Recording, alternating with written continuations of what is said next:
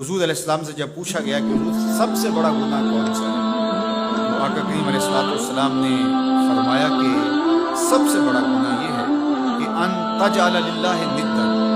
کہ تو اللہ کے ساتھ کسی کو شریک کرے، وہو خلقک، حالانکہ اس نے تجھے پیدا کیا، تجھے تخلیق کیا، تو اس کا شریک بنا کے بیٹھ جائے، یہ سب سے بڑا گناہ ہے۔ تو راوی نے عرض کی قلت ثم حضور پھر اس کے بعد اور کریم نے فرمایا ثم ان تقتل ولدک خشیۃ ان یطعم معک، تو بچے کو اس لیے قتل کر دے کہ یہ کس طرح میں اس کو پال سکوں، بچے کو ضائع کر دینا،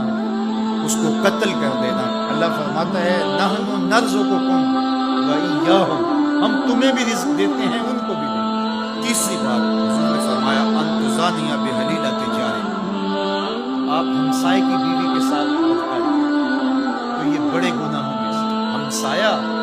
ماں جائے کی طرح ہوتا ہے، اس کی دیوار سانجھی ہوتی ہے، اس کی عزت سانجھی ہوتی ہے، اور اگر کوئی شخص طاق میں رہے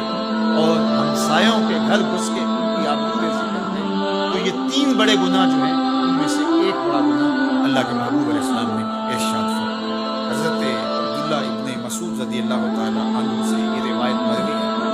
کہ لا احد اغیر من اللہ عز وجل، اللہ سے زیادہ کوئی غیرت مند نہیں، اللہ سب سے زیادہ غیرت مند، اور اس کی غیرت کا تقاضا یہ ہے وَلِذَلِكَ حَرَّمَ الْفَوَاحِشَ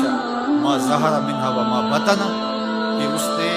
بے حیائی کو چاہے وہ پوشیدہ طور پہ کی جائے یا اعلانیہ طور پہ کی جائے، اس کو پسند نہیں کیا، اس سے اس نے منع کر دیا، وہ روک دیا، حرام کیا، اس لیے کہ وہ خود غیرت مند مالک غیرت کا سبق دیتا ہے اپنی مخلوق۔ اللہ تعالیٰ قرآن مجید میں ارشاد فرمایا وَلَا تَقْرَبُوا الْفَوَاحِشَ مَا ظَهَرَ مِنْهَا وَمَا بَطَنَ، فحش کام کے قریب نہ جانا، وہ اعلانیہ طور پہ کرو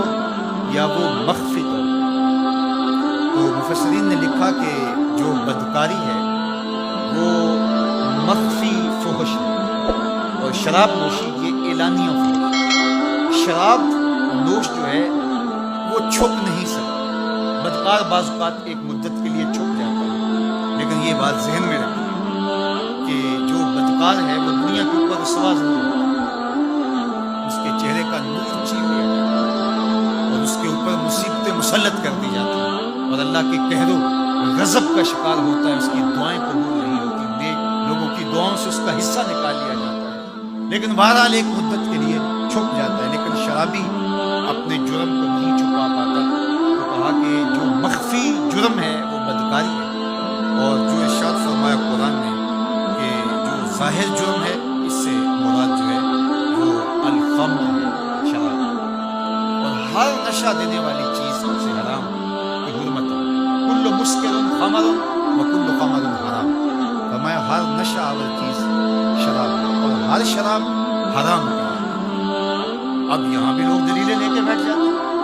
میاں وہ بھی ایک مشروب ہے، اس سے کیا فرق پڑتا ہے؟ میاں جب رب نے کہہ دیا تو بات ختم ہو گئی۔ ایک یہودی کے پاس ایک مسلمان مہمان ٹھہرا تو اس نے انگور پیش کیا،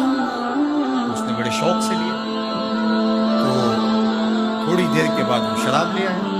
اس نے کہا استغفراللہ میں مسلمان ہوں، میں شراب نہیں پیتا، تو اس نے ہنس کے کہا یہ جو انگور آپ نے کھائے ہیں شراب اسی سے کشید ہوتی ہے۔ اس مسلمان نے کہا کہ آپ کی اہلیہ کدھر ہے؟ تو اپنی اہلیہ کو بلا لیا، تو کہا آپ کی کوئی اولاد بھی؟ کہا ہاں میری بیٹی ہے، اس کو بھی بلا، تو اس کو بھی بلا لایا، جب دونوں آ کھڑی ہوئی تو کہا کہ یہ حلال ہے تیرے لیے اور یہ بیٹی اسی کی ہے، اور یہ حلال نہیں۔ تو جب اس یہودی نے یہ بات سنی فقال اشہد ان لا الہ الا اللہ وحدہ لا شریک لہ اشہد ان محمد اتنی خوبصورت دلیل، اتنی خوبصورت دلیل، کہاں انگور سے شراب نکلی ہے تو شراب حرام کیوں، انگور حلال کیوں؟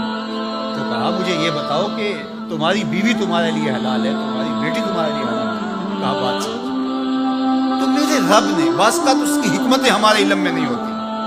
اور حکمت نہ جاننے کی وجہ سے ہم کہتے ہیں کہ یار یہ بات سمجھ میں نہیں آتی۔ یہی تو ہمیں بتایا گیا کہ جو سمجھ میں آئے اس کو بھی ماننا ہے، جو نہیں سمجھ میں آئے اس کو بھی ماننا ہے۔ ہم جنت کو مانتے ہیں، دیکھا ہے، یا رب کو مانتے ہیں، دیکھا ہے، وہ سمجھ میں آتا ہے، تو دل میں تو آتا ہے، سمجھ میں نہیں آتا۔ میں جان گیا بس تیری پہچان ہے۔ ہم تو سب سے بڑی حقیقت کو بغیر دیکھے مانتے ہیں، بغیر سمجھے مانتے ہیں۔ ادراک فہم کی حدود سے بڑا ہے، عقل و خرد کے دائروں سے بڑا ہے، لیکن اس حقیقت کو ہم مانتے ہیں تو اس کے کہے ہوئے کو کیوں نہیں مانتے؟